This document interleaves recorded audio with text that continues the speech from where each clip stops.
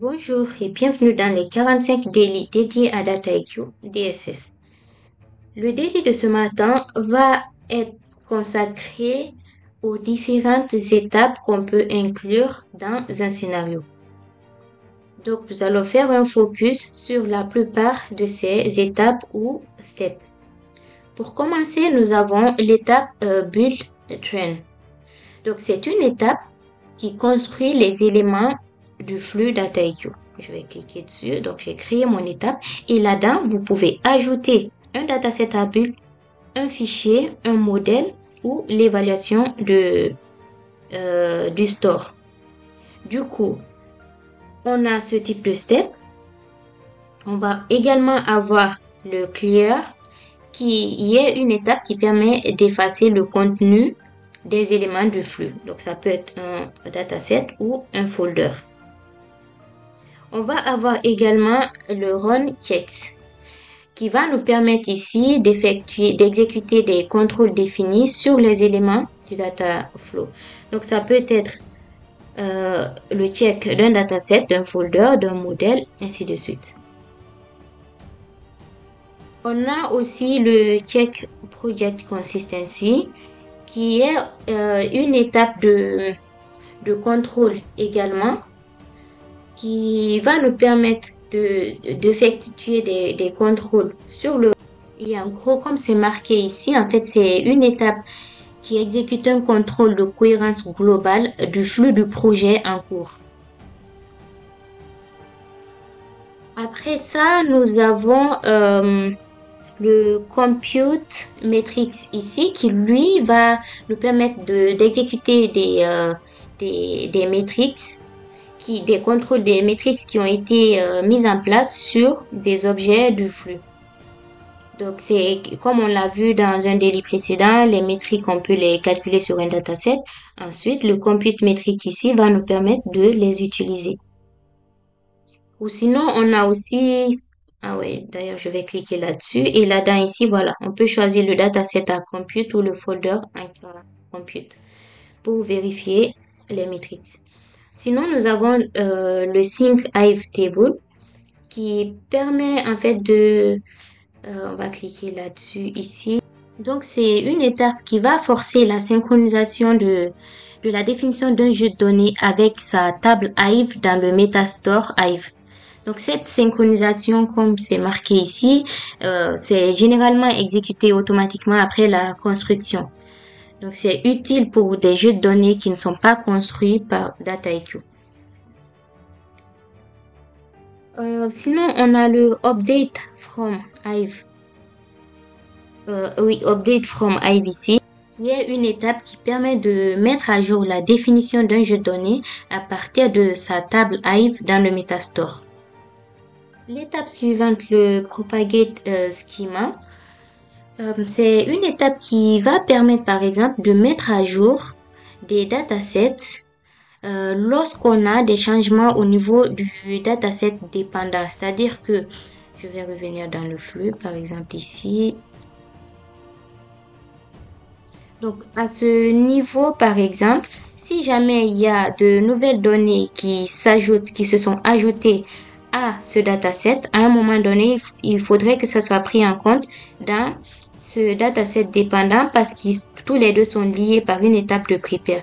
Du coup, le propagate ici, schema, va permettre de mettre à jour automatiquement les modifications qui ont été faites à ce niveau et seront automatiquement mises à jour dans le dataset qui suit.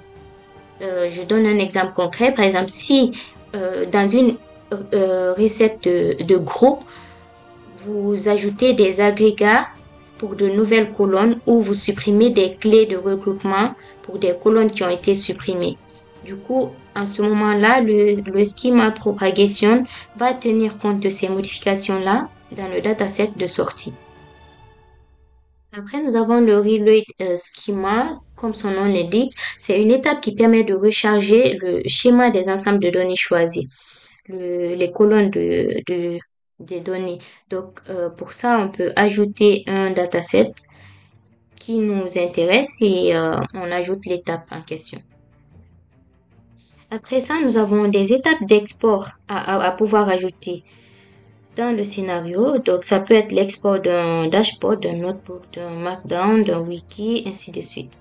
Je vais prendre un seul exemple ici. Du coup, voilà, là, on choisit d'exporter un dashboard. Donc, il va falloir aller chercher le dashboard et l'ajouter à l'étape. Après les étapes d'export, on va avoir les étapes d'exécution de code, soit du SQL ou du Python. Commençons par l'étape d'exécution d'un SQL script. Du coup, c'est une étape qui exécute une ou plusieurs instructions SQL sur une connexion DSS donnée. Donc, ça veut dire qu'il faudrait aller choisir la connexion concernée, sinon ça ne marchera pas. Et c'est dans cette fenêtre-là que vous pouvez entrer votre script SQL. Pareil que pour Python, donc je vais aller choisir Python et là-dedans, vous choisissez votre code environnement si vous en avez un. Sinon, il y a des codes par défaut de Dataiku et à ce niveau, vous développez votre script Python qui doit être pris en compte dans le scénario. Ça peut être par exemple la définition, la mise en place de tests unitaires. Justement, tout ce qui va être test unitaire, c'est un bon exercice de les ajouter à ce niveau de votre scénario. Je vais sauvegarder tout ça. On peut avoir également des étapes de définition de variables, que ce soit des variables de projet ou des variables globales. Parce qu'en fait, dans DataIQ, on l'a déjà vu dans un délit précédent, il existe des variables au niveau de l'instance, des variables au niveau du projet et des variables au niveau du scénario. Donc, les variables au niveau du scénario ne sont visibles que pendant la durée de l'exécution du scénario. Et elles sont définies soit par programme Python, par script Python, soit à l'aide d'une étape, définie à l'aide d'une étape de définition de variables.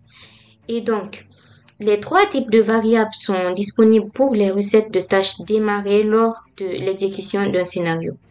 Du coup, on peut avoir ici, justement pour définir une variable à l'aide de l'étape de définition de variable, ça va être à ce niveau. Donc, vous définissez votre variable. Ou sinon, on a aussi ce qu'on appelle les set project variables. Ils vont définir les mises à jour des variables du projet. On a les set DSS global variables qui vont définir les variables globales qui ont été définies dans le projet. Et sinon, on a le run global DSS variables update code. Après ça, on va avoir aussi des étapes de déploiement. Donc, on peut avoir la création d'une API, d'une version de l'API. On peut aussi avoir, toujours dans le cas du déploiement, on peut avoir la mise à jour du déploiement de l'API, la création de bundle. La notion de bundle, je définis rapidement, c'est l'archivage, en fait, c'est l'archivage du projet en tenant compte des métadonnées. C'est-à-dire que la notion de bundle ici va permettre d'archiver tout ce flux-là en tenant compte de l'ensemble des métadatas du flux DataIQ. Donc, on a du coup cette possibilité d'ajouter une étape de bundlisation du projet ou sinon une mise à jour du déploiement du projet. Sinon, on a aussi d'autres étapes parmi lesquelles nous avons l'envoi de messages. Ça peut être intéressant à ajouter à un scénario. Ça veut dire qu'on recevrait des messages automatiquement. Mais je pense que c'est une étape qui doit être ajoutée à la fin du scénario, de sorte que le message nous soit envoyé après l'exécution du scénario. Parce que si c'est envoyé en plein milieu de l'exécution du scénario, ce n'est pas intéressant parce qu'on peut louper des informations intéressantes. Sinon, on a aussi l'étape d'exécution d'un autre scénario. Donc, si on a un scénario qui dépend d'une autre, on peut l'appeler dans cette étape-là. On peut kill un autre scénario. On peut exécuter des macros, mettre à jour des référentiels Git. Cette étape invalidate cache ici, c'est une étape qui va invalider certaines données mises en cache pour les ensembles de données. Par exemple, lorsqu'on le coche, on peut aller chercher un dataset ici. Et du coup, en choisissant un dataset, l'étape va invalider certaines données mises en cache pour ce dataset-là. Ou sinon, on peut avoir ce qu'on va appeler la mise à jour des statistiques des graphes. On peut aussi avoir le restart des web apps. On aura aussi le check des input of external model. Ça veut dire que l'étape vérifie que le point de terminaison en ligne a les mêmes paramètres clés du modèle, des configurations, des trafics pour des personnes qui font du machine learning. Ça veut dire que cette étape vérifie que le point de terminaison en ligne a les mêmes caractéristiques clés que lors de la création de la version active du modèle sauvegardé. Donc c'est très important comme étape, en tout cas pour la vérification. Donc voilà, en gros, on a pas mal d'étapes qui sont quand même assez intéressantes pour l'automatisation de notre travail, de notre flux de données dans DataIQ. Donc dans le prochain délit, nous allons créer notre tout premier scénario en y incluant quelques-unes de ces étapes.